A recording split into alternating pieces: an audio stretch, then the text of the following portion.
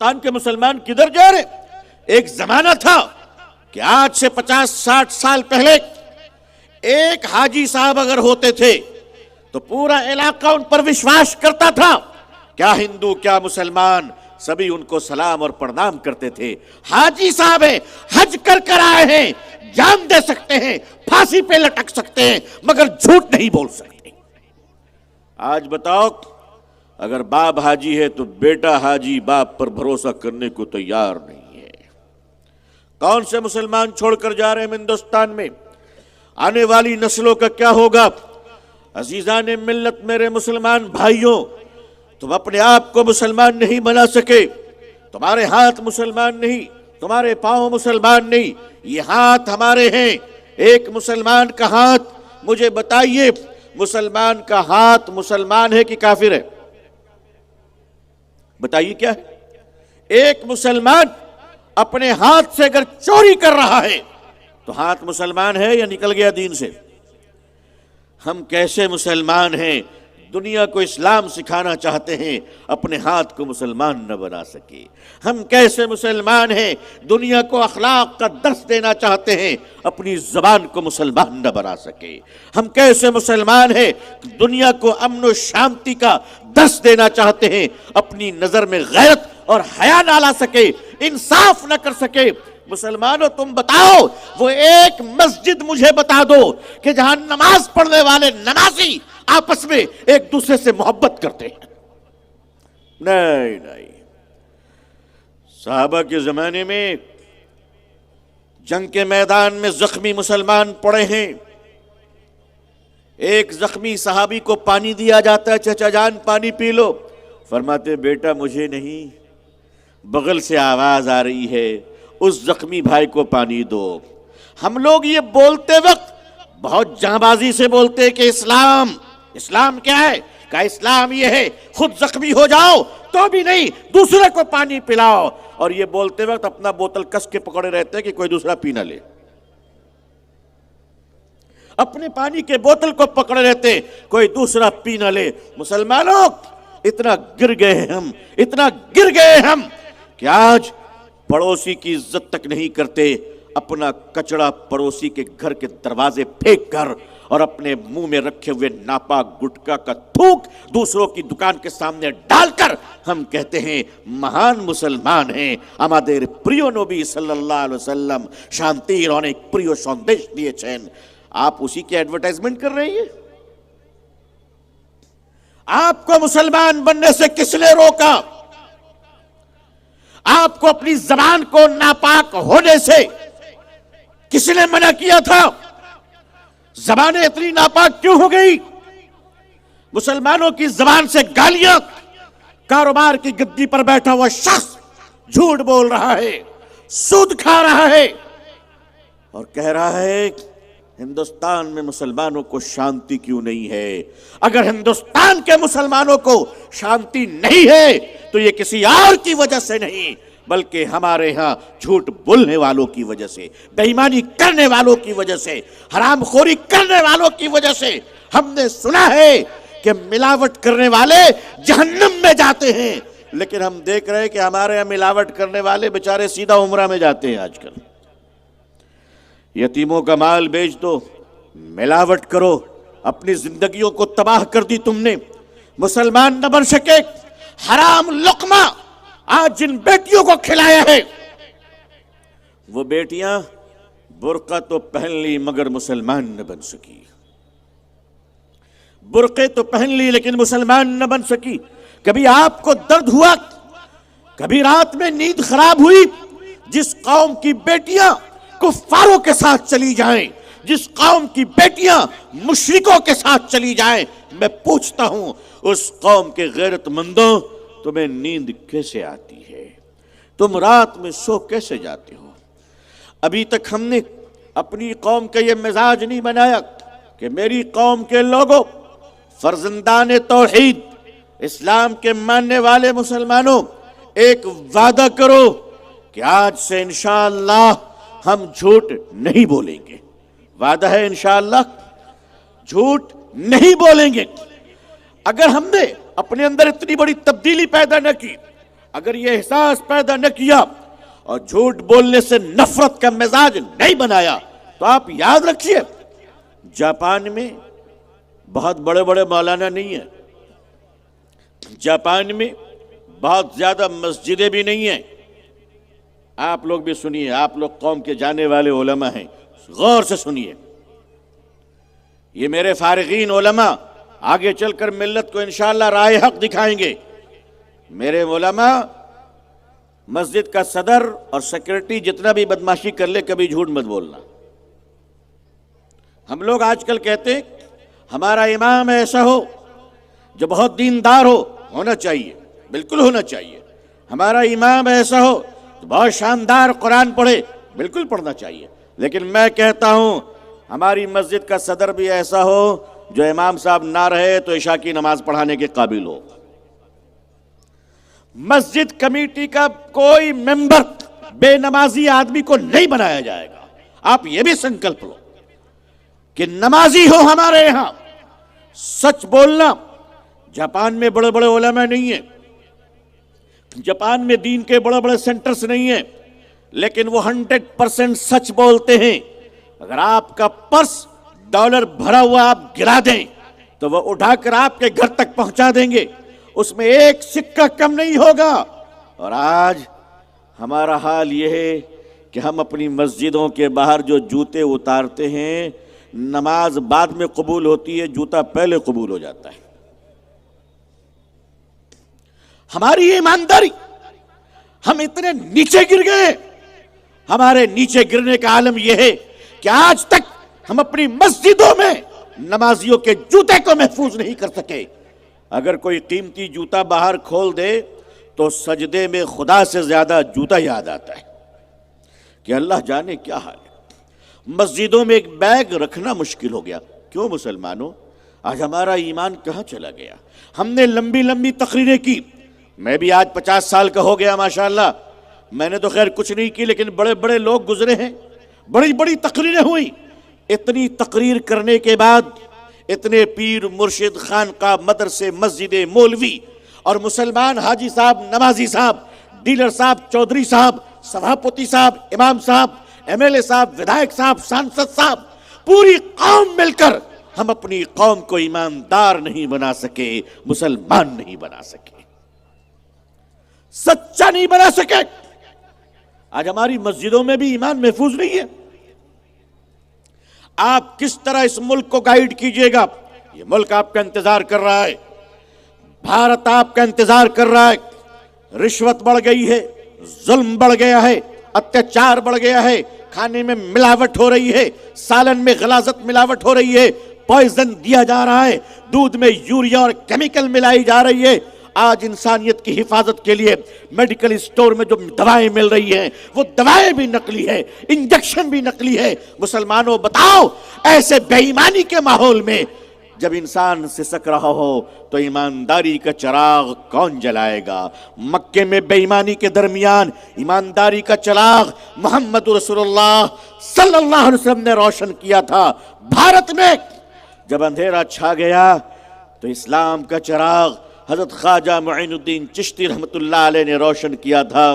مسلمانوں میں تم سے پوچھتا ہوں، اس ملک میں رشوتیں لی جا رہی ہیں، اس ملک میں بیواؤں کو سرٹیفکیٹ بھی بغیر رشوت کے نہیں دی جاتی، اس ملک میں طلاق شدہ کی عزتیں محفوظ نہیں ہے، اس ملک میں چھوٹی چھوٹی بچیوں کے ساتھ ریپ کر کر اس کا مرڈر کر دیا جاتا ہے، اس ملک میں اکیلی عورتوں کا جینا محال ہو چکا ہے، اس ملک میں لوگوں کی زمینیں دبا لے رہے ہیں، اس ملک میں یتیموں کو لوٹا جا رہا ہے، اس ملک میں غریبوں کو ستایا جا رہا ہے.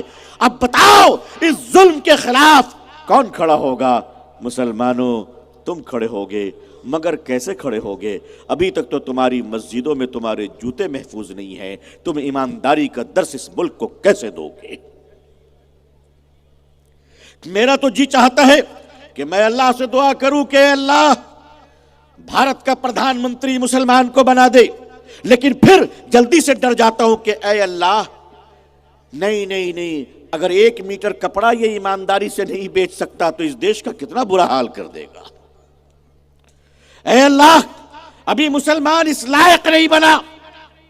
اگر مسجد کمیٹی کے پیسے کو ایمانداری سے نہیں رکھ سکتا، وقف بورڈ جو یتیموں کی امانت ہے اگر اس کی زمین پر یہ قبضہ کر سکتا ہے تو ایسی قوم کو اس ملک کی حکومت نہیں دی جا سکتی۔ جو لوگ چلا رہے وہی بہتر ہے، اسلام کا نام لے کر کم از کم بے ایمانی تو نہیں ہوگی۔ مسلمانوں آپ بتاؤ، 50,000 روپے دے کر کیا ہم امانت دار ہیں؟ کیا مسلمانوں میں آج یہ کیپیسٹی ہے کہ اس کو قرض دیا جائے تو وہ ایمانداری سے واپس کر دے؟ ہے پوزیشن میرے بزرگوں، میرے نبی پاک صلی اللہ علیہ وسلم کے پاس امانتیں تھیں۔ حضور صلی اللہ علیہ وسلم جب معراج، حضور صلی اللہ علیہ وسلم شب ہجرت کے موقع پر جب مدینہ منورہ جا رہے تھے تو آپ نے حضرت علی کرم اللہ وجہ رضی اللہ تعالیٰ عنہ کو بلا کر کہا کہ علی، میرے پاس امانتیں ہیں لوگوں کی، وہ امانت صرف مسلمانوں کی نہیں تھی، وہ امانت یہودیوں کی تھی، وہ امانت جو حضور صلی اللہ علیہ وسلم کو گالیاں دیتے تھے، مارتے تھے، مسلمانوں کو ستاتے تھے، ان کی بھی امانت تھی، دشمنوں کا بھی مال تھا۔ حضور نے فرمایا صلی اللہ علیہ وسلم، علی میں جا رہا ہوں، یہ امانت لوگوں کو واپس کر آنا۔ مسلمانوں بتاؤ، کیا قرض لینے کے بعد دینے کی نیت ہماری صحیح ہے؟ کیا آج دیندار لوگوں کو بھروسہ کر کے قرض دیا جا سکتا ہے کہ وہ ٹائم پر واپس کر دیں گے؟ نہیں۔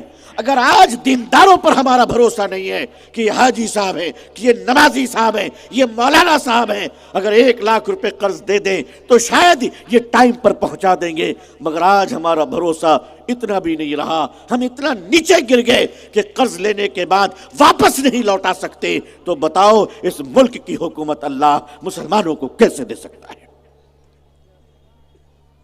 وہ درس ایمانداری کہاں چلی گئی؟ وہ دیانتداری کہاں چلی گئی؟ میری قوم کے لوگوں، اگر بھارت میں عزت چاہتے ہو، اگر بھارت میں شان چاہتے ہو، اگر بھارت میں بلندی چاہتے ہو، اگر بھارت میں سمان چاہتے ہو تو آؤ آج سے صرف مالدار بننے کی فکر نہیں بلکہ ایماندار بننے کی کوشش کریں انشاءاللہ۔ اگر آپ چاہتے ہیں کہ آپ کے بیٹے اور بیٹیوں کی ایمان سلامت رہے انشاءاللہ تو آج سے یہ طے کیجئے، نفع ہو یا نقصان جھوٹ نہیں بولیں گے انشاءاللہ، سچ بولیں گے، سچ بولنے کی عادت ڈال لو۔ میرے بزرگوں، اس ملک کی ضرورت بن جاؤ آپ۔ اگر آپ بوجھ بنو گے تو اتار دیے جاؤ گے، ضرورت بنو گے تو دل سے لگائے جاؤ گے۔ ایک باپ اپنے بچے کو گود میں لیے رہتا ہے، 1 گھنٹے کے بعد ہاتھ درد کرتا ہے تو اپنے بچے کو اتار دیتا ہے۔ کیوں؟ اس لیے کہ اپنا بچہ بھی اگر بوجھ بن جائے تو لوگ اتار دیتے ہیں۔ مسلمانوں، اس دیش پر بوجھ مت بنو۔ مسلمانوں، اس دیش میں بے ایمانوں کی نقل نہ کرو، سود خوروں کی نقل نہ کرو، جھوٹ بولنے والوں کی نقل نہ کرو، بلکہ تم اس رسول کی امت ہو صلی اللہ علیہ وسلم جو جھوٹے کو سچا بنانے کے لیے آئے ہو، بے ایمانوں کو ایماندار بنانے آئے ہو۔ او چراغ جلانے والوں، تم اندھیروں میں کیوں بھٹک رہے ہو؟ لوٹ آؤ مسلمانوں، یہ ملک تمہارا انتظار کر رہا ہے، یہ دیش تمہارا انتظار کر رہا ہے، اس دیش کے لوگ تمہارا انتظار کر رہے ہیں۔ میں پوچھتا ہوں آپ سے کہ اگر اس ملک میں اگر ایک 7 سال کی چھوٹی بچی اڑیسہ کے کالا ہانڈی میں ہمارے ہندو بھائی کی بیٹی بھوک سے مر جاتی ہے، بھات بھات کہتے ہوئے 7 دن تک کھانا نہیں ملتا، بھوک سے مر جاتی ہے، میں آپ سے پوچھتا ہوں، مجھے اس سے کوئی لینا دینا نہیں کہ ڈی ایم صاحب کہاں ہیں، ایس پی صاحب کہاں ہیں، ڈی ایس پی صاحب کہاں ہیں، ایس ڈی او صاحب کہاں ہیں، فوڈ منسٹر کہاں ہے، فوڈ آفیسر کہاں ہے، راشن دکان کا مالک کہاں ہے، ودھایک اور ایم ایل اے کہاں ہے، مجھے اس سے مطلب نہیں۔ میں تو صرف اتنا پوچھتا ہوں کہ وہ اللہ کی بندی جب بھوک سے بھات بھات کہتے ہوئے دنیا سے چلی گئی، مسلمانوں قیامت کے دن تم سے پوچھا جائے گا کہ تم کہاں تھے، تم کہاں تھے؟ کیا اللہ نے تمہاری ہماری کوئی ذمہ داری نہیں دی؟ میں اس ملک میں دیکھ رہا ہوں کہ ایک شوہر غریب اپنی غریب بیوی کی لاش کو پیسے نہ ہونے کی وجہ سے وداؤٹ ایمبولینس باپ اور بیٹا ایک عورت کی لاش کو کاندھے پر لے کر جا رہا ہے۔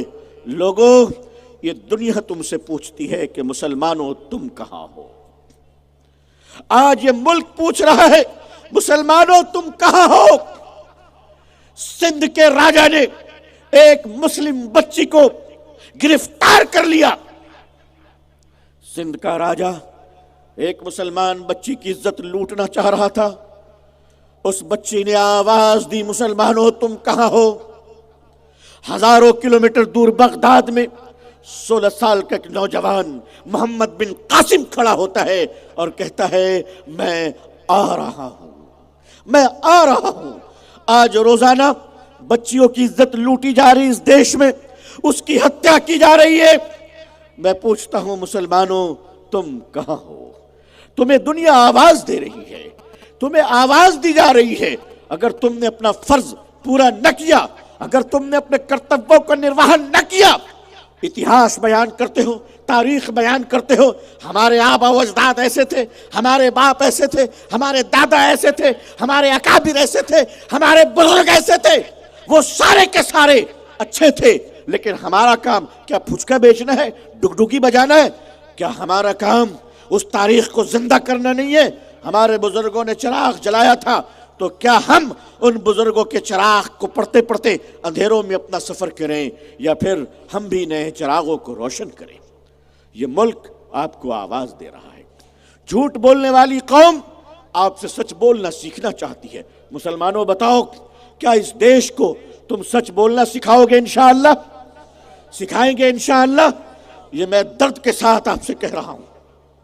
اور ایک بات سن لیجئے، اگر ہم لوگ صرف تاریخ بیان کرتے رہے اور اپنے کاموں کو انجام نہ دیا، اپنا کام نہ کیا، تو شاید مجھے ڈر ہے، مجھے خدشہ ہے، اللہ کرے کہ میری بات غلط ہو، شاید مسلمانوں بہت دن تک تم اس ملک میں پھر عزت کے ساتھ کھڑے ہونے کے قابل نہیں رہو گے۔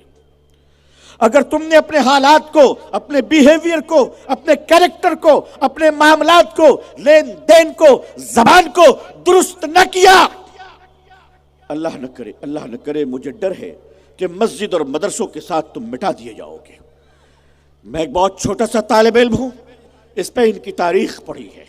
میں آپ کو آواز دے رہا ہوں کہ اپنے ان جلسوں کو اپنے آپ کو بنانے اور سدھارنے کا ذریعہ بنا لیجئے، اپنے نیچر کو چینج کیجئے، اپنے آپ کو بدلیے اور تیار کیجئے کہ اب صرف ہم مسلمان نہیں، ہمارا ہاتھ بھی مسلمان ہوگا انشاءاللہ۔ صرف ہم مسلمان نہیں، ہمارے پاؤں بھی مسلمان ہوں گے انشاءاللہ۔ وعدہ کرو میرے بزرگوں، ہم بھی مسلمان ہوں گے، ہمارا موبائل بھی مسلمان ہوگا انشاءاللہ۔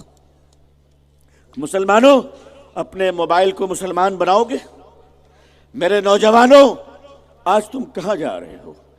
تمہاری کتنی طاقت ہے؟ میری قوم کے لوگوں آئیے، سچ اور ایمانداری کی بنیاد پر کل بھی آپ نے اس ملک کو جیتا تھا، آج بھی جیتیں گے۔ طاقت اور پیسوں کی بنیاد پر نہ کوئی جیتا ہے اور نہ جیت پائے گا۔ ہتھیار کی بنیاد پر نہ کوئی جیت سکا ہے نہ جیت سکے گا۔ اگر جیتنا ہے تو محبت سے جیتنا سیکھو، محبت سے جیتنے والے ہمیشہ آباد رہتے ہیں۔ مصطفیٰ کی امت صلی اللہ علیہ وسلم کی شان یہ ہے کہ وہ زمین پر محبت کے پودے نہیں، انسان کے دلوں میں محبت کے پودے اگایا کرتے ہیں۔ اللہ سے دعا ہے کہ اللہ اس ملک میں ہم سب کے اور پوری دنیا میں ہم سب کے ایمان، جان، مال، عزت، آبرو کی حفاظت فرمائے۔